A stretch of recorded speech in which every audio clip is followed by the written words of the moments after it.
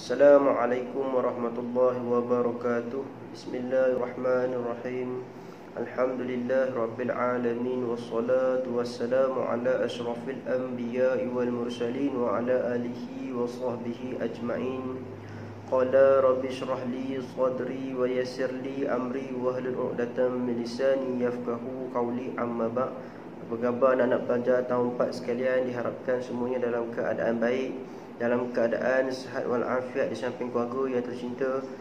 InsyaAllah pada hari ini kita akan sambung pengajian kita di dalam tajuk konsep jihad dalam Islam.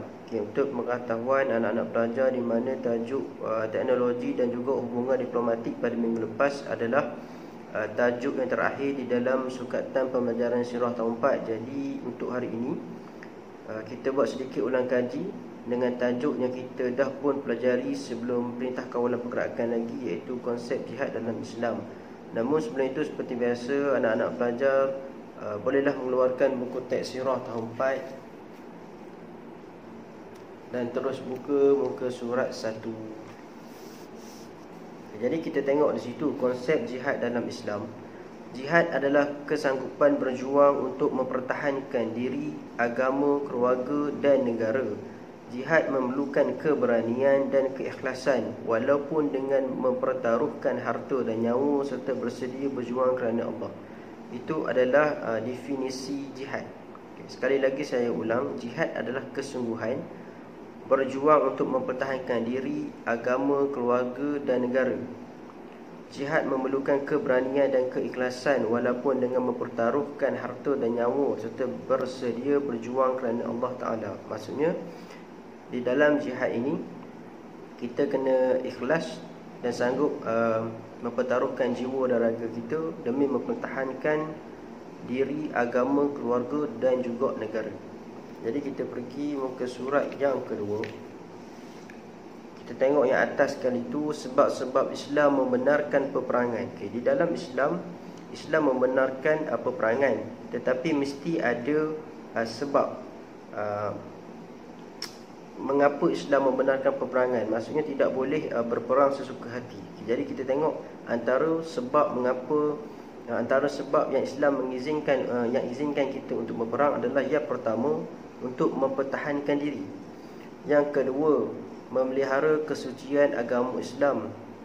Yang ketiga, memelihara kedaulatan negara dari musuh. Dan yang keempat, menentang pencabulan perjanjian. Sebagai contoh, antara sebab-sebab Islam membenarkan peperangan untuk memelihara kesucian agama Islam, misalnya kita tengok di dalam peperangan Uhud, peperangan Badar dan juga peperangan Khandaq. Peperangan itu semata-mata adalah untuk memelihara kesucian agama Islam daripada musuh-musuh Islam. Dan yang ketiga, memelihara kedaulatan negara dari musuh. Kita boleh ambil sejarah Malaysia, di mana pasukan keselamatan kita bermati-matian mempertahankan tanah Melayu, mempertahankan bumi Malaysia ini daripada penjajah British, Portugis, Portugis, Belanda, British, Jepun, komunis dan macam-macam lagi. Itu tak termasuk kumpulan-kumpulan ajaran sesat yang membahaya seperti ISIS dan banyak lagi. Dan yang terakhir, menentang pencabulan perjanjian. Kita tengok jihad ini terbahagi kepada dua. Bahagian jihad ini ada dua. Yang pertama, jihad al-asghar, iaitu jihad kecil. Dan yang kedua adalah jihad al-akbar, iaitu jihad besar. Apa itu jihad kecil? Apa itu jihad besar? Jihad kecil, jihad al-asghar, berjuang untuk mempertahankan agama di medan perang, menegakkan kebenaran dan menentang kemungkaran. Itu adalah jihad kecil, iaitu jihad al-asghar, iaitu berjuang untuk mempertahankan agama di medan perang, menegakkan kebenaran dan menentang kemungkaran. Kita tengok pula apa contoh jihad al-akbar, iaitu jihad besar, berjuang untuk melawan hawa nafsu dalam diri sendiri. Sesiapa yang berjaya melawan hawa nafsu dan godaan syaitan pasti akan berjaya dalam hidup di dunia dan di akhirat, serta mendapat balasan yang dijanjikan Allah Subhanahu Wa Taala. Jadi mungkin selama ini kita fikir jihad mempertahankan agama dan juga negara ini adalah jihad yang besar. Sebenarnya itu adalah jihad al-asghar, contoh jihad yang kecil. Jihad yang besar adalah jihad kita melawan hawa nafsu kita sendiri daripada godaan syaitan. Sebagai contoh, saya ambil yang begitu mudah sekali untuk anak-anak pelajar di peringkat umur 7 dan juga 12 tahun ini. Kita ambil contoh puasa. Bulan Ramadan, kering tekak, tengok line clear, tak ada orang nampak. Bila-bila masa boleh minum air. Tapi di situ kalau kita berjaya lawan hawa nafsu kita, kita tetap mempertahankan diri kita daripada dengan puasa tadi, daripada curi-curi minum air tadi, maka maksudnya kita dah pun berjaya melawan hawa nafsu kita dan juga godaan syaitan. Jadi kita tengok muka surat yang ketiga, tuntutan jihad di negara kita. Medan jihad sangat luas, tidak kepada menentang musuh Islam sahaja, malahan menuntut ilmu, mencari rezeki, membasmi kemiskinan, meningkatkan dan memajukan negara, mempertabatkan agama juga dikira sebagai jihad. Jadi jihad ini luas. Sebelum ni mungkin anak-anak pelajar faham kalau jihad je perang, macam perang Uhud, perang Khandaq, perang Badar, perang dunia kedua dan sebagainya. Sebenarnya jihad ini adalah luas. Sebagai contoh yang diberi, kalau kita menuntut ilmu pun jihad juga. Usaha kita untuk datang ke sekolah itu jihad. Usaha kita untuk menahan mengantuk pada dalam kelas, untuk faham apa yang cikgu ajar pun jihad juga. Dan yang seterusnya adalah mencari rezeki. Pergi kerja, pergi dengan waktu yang tepat, balik dengan waktu yang betul, itu adalah jihad juga. Kerana tidak ada orang kata curi tulang ataupun curi, ataupun orang belah-belah pantai timur kata mengular.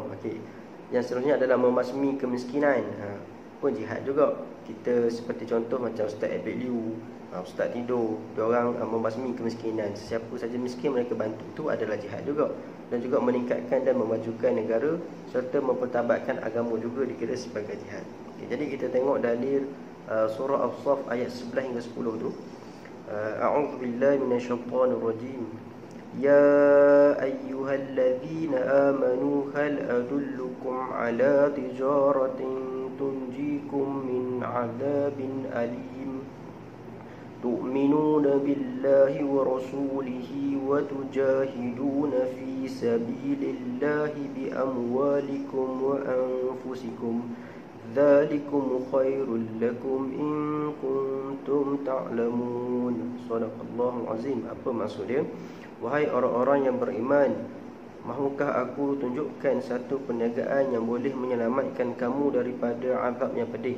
Kamu beriman kepada Allah dan Rasulnya, berjihad pada jalan Allah dengan harta dan jiwa kamu, itulah yang lebih baik bagi kamu sekiranya kamu mengetahui. Ini adalah dalil daripada Al-Quran yang menunjukkan betapa besarnya jihad, konsep jihad ini, betapa pentingnya jihad di dalam kehidupan kita selaku seorang manusia, selaku seorang khalifah di atas muka bumi ini.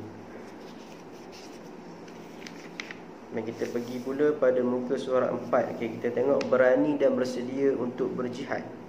Berani mempertahankan kebenaran adalah jihad yang sangat dituntut dalam Islam. Setiap umat Islam mestilah berani menegakkan dan melaksanakan perintah Allah Subhanahu Wa Taala serta menentang kemungkaran. Rasulullah SAW dan para sahabat merupakan contoh orang yang berani berjihad walaupun diseksa, malah ada yang dibunuh. Antara sahabat yang diseksa termasuklah Bilal bin Rabah, Sumayyah dan juga Yasir. Jadi di sini di bawah tajuk kecil berani dan bersedia untuk berjihad, dia ambil contoh sahabat-sahabat di zaman Rasulullah, di mana walaupun diseksa dan juga ada yang dibunuh, mereka tetap mempertahankan Islam walaupun diseksa dan sebelum diseksa dan juga sebelum dibunuh itu beberapa kali dipaksa untuk murtad, untuk keluar dari Islam, namun mereka tetap sanggup tahan sakit, sanggup menyeksa diri, malahan sanggup mati demi mempertahankan Islam. Itu adalah jihad yang besar mereka lakukan sehingga nafas yang terakhir tetap mati dalam Islam, tetap mempertahankan Islam dan tidak mempersekutukan Allah Subhanahu Wa Taala. Jadi kita tengok hikmah berjihad. Kebaikan berjihad, yang pertama sekali mendapat keredaan Allah, yang kedua mendapat syurga Allah, yang ketiga mendapat ganjaran syahid, khususnya kepada mereka yang mempertahankan agama dan juga mencari ilmu. Tadi andai kata mati, mereka dapat syahid. Yang keempat, berjaya dalam hidup di dunia dan di akhirat. Dan yang kelima dan yang terakhir, mendapat pertolongan Allah Subhanahu Wa Taala. Pertolongan Allah ini juga luas. Bermacam-macam pertolongan boleh jadi. Mungkin di saat kita kesusahan dalam menjawab peperiksaan, Allah tolong, Allah tiba-tiba gerakkan minda kita untuk mencari jawapan yang betul, untuk menulis jawapan yang betul, itu pun pertolongan Allah juga. Pertolongan Allah ini luas. Maka berakhirlah ulang kaji kita tajuk konsep jihad dalam Islam. Dan sebenarnya ini adalah sekadar ulang kaji saja. Diharapkan anak-anak pelajar masih lagi ingat apa yang saya pernah sampaikan sebelum-sebelum ini, dan juga apa yang saya ingatkan kembali pada hari ini. Jadi sebarang kekurangan kepada siapa yang menonton video ini, khususnya anak-anak pelajar Kafur Al-Fatih Education Center Kota Sas, Kota Pahang, saya mohon maaf. Dan jika ada sebarang permasalahan yang ingin ditanya, boleh terus bertanyakan kepada saya. Dan akhir kata, dan untuk lupa, maafkan saya, untuk latihan saya akan susulkan kemudian di dalam grup WhatsApp. Dan akhir kata daripada saya, wabillahi taufiq wal hidayah, wassalamualaikum warahmatullahi wabarakatuh.